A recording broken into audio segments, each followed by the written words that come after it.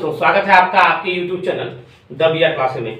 दोस्तों आज के इस वीडियो में हम मैथ का कुछ ऐसे कॉन्सेप्ट सीखेंगे जिसमें बहुत सारे एग्जामों में इस तरह से क्वेश्चन आते रहते हैं, जिसमें क्या करेगा कि क्वेश्चन को घुमा देगा। क्वेश्चन बहुत ज्यादा हार्ड नहीं होता है, लेकिन कॉन्सेप्चुअल क्वेश्चन ज्यादा इस समय आ रहे हैं, इसीलिए हमें बेसिक कॉन्सेप्ट क्लियर करने की जरूरत है।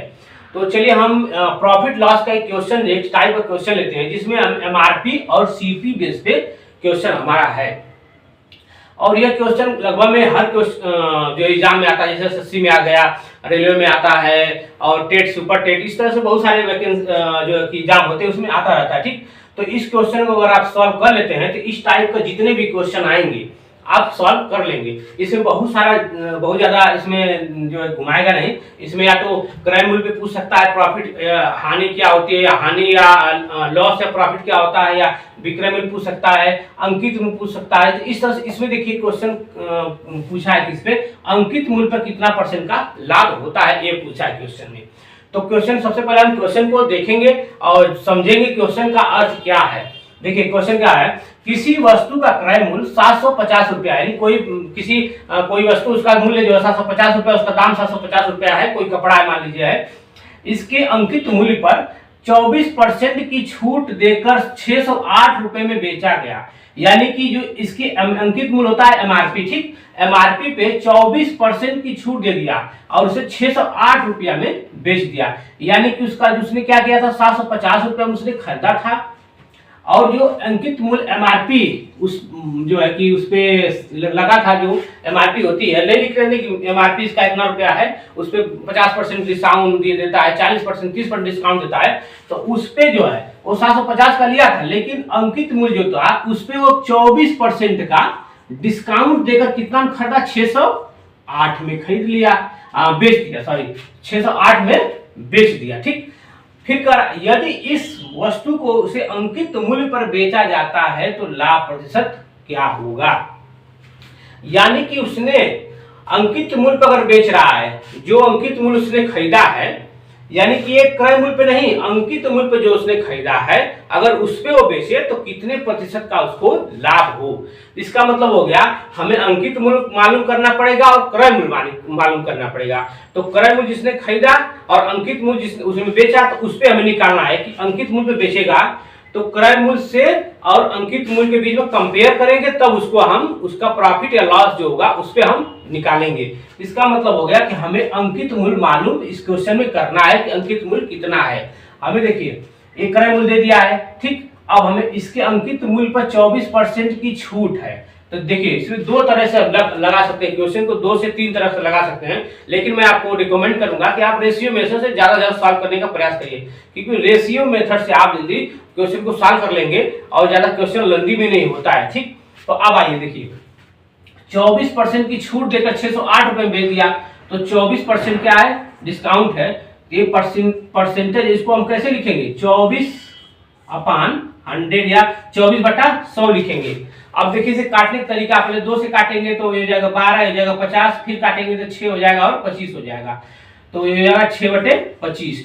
देखिए 2 से काटेंगे 12, फिर 2 से काटेंगे तो 6, इसको काटेंगे 50, फिर 25, ठीक, ये हो गया 6। इसका मतलब हो गया कि आप 25 रुपए का उसका एमआरपी कितना है कि 25 आ गई, तो 6 ये क्या होगा एमआरपी, ठीक, एमआरपी आ गया। कह रहा है देखिए अंकित मूल्य पर 24% की छूट देकर 608 रुपए में बेचा। दोस्तों जब इसको फ्रैक्शन फॉर्म में कन्वर्ट किया है तो ये 6/25 आ गया। इसका मतलब 25 पे ही इसने क्या किया, 6 रुपए का डिस्काउंट दे दिया।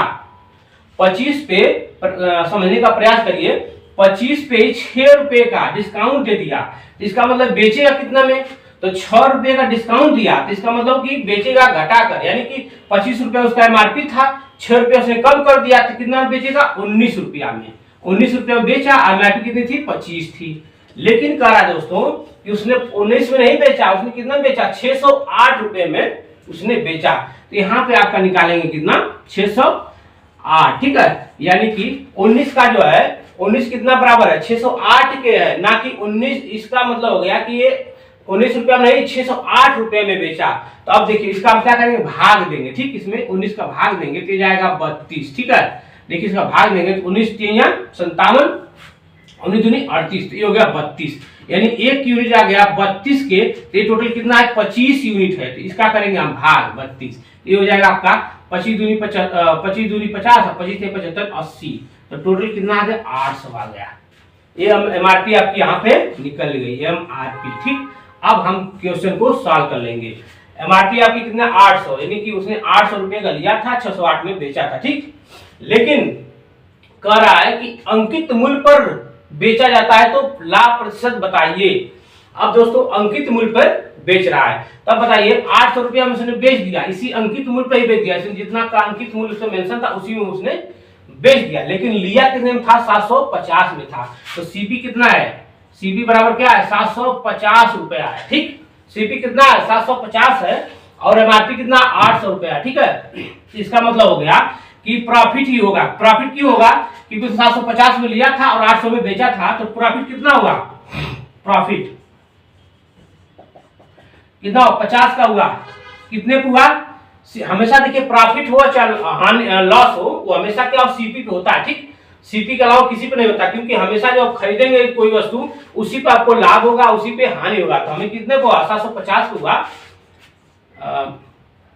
750, और हमें जो है एक परसेंटेज निकालना है तो इंटू 100। ठीक, अब देखिए 0 से काटिए, 0 काट गया, 25 से काटिए, 25 दूनी 50, 25 तीन 75, अब इसका जो गुणा करिए तो हो जाएगा 20/3, यानी 20/3 यानी 20/3। अब देखिए इसको क्या करेंगे, कन्वर्ट करेंगे फ्रैक्शन में, इसका भाग देंगे, 3 छक 18 और 2 3, ये हो गया आपका 6 सही 2/3 आपका लाभ हो गया, यानी कि प्रॉफिट हो गया, लाभ बोलिए। ठीक, तो आपका विकल्प क्या होगा, विकल्प सी सही होगा। तो इस तरह से क्वेश्चन को हमें सॉल्व करना है, तो ये आपका बेसिक मेथड। इसी तरह क्वेश्चन को सॉल्व करिएगा, जिस तरह से घुमा कर आएगा, अंकित मूल्य पूछ देगा, विक्रय मूल्य पूछ देगा, इस तरह से यहाँ कभी कभी दे देगा यहाँ बेचा गया, क्रय मूल्य यहाँ दे देगा, तो आपको कंफ्यूज होने की कोई जरूरत नहीं है। आपको निकालना किस में, इसी पे निकालना। ठीक, यहाँ दे देगा, इसको यहाँ कर देगा, इसको वहां कर देगा, इस तरह से बहुत सारे क्वेश्चन घुमा कर देगा। तो आइए इसी पर हम और सारे क्वेश्चन को प्रैक्टिस करेंगे। तो इस तरह नए वीडियो के साथ मिलते हैं, धन्यवाद।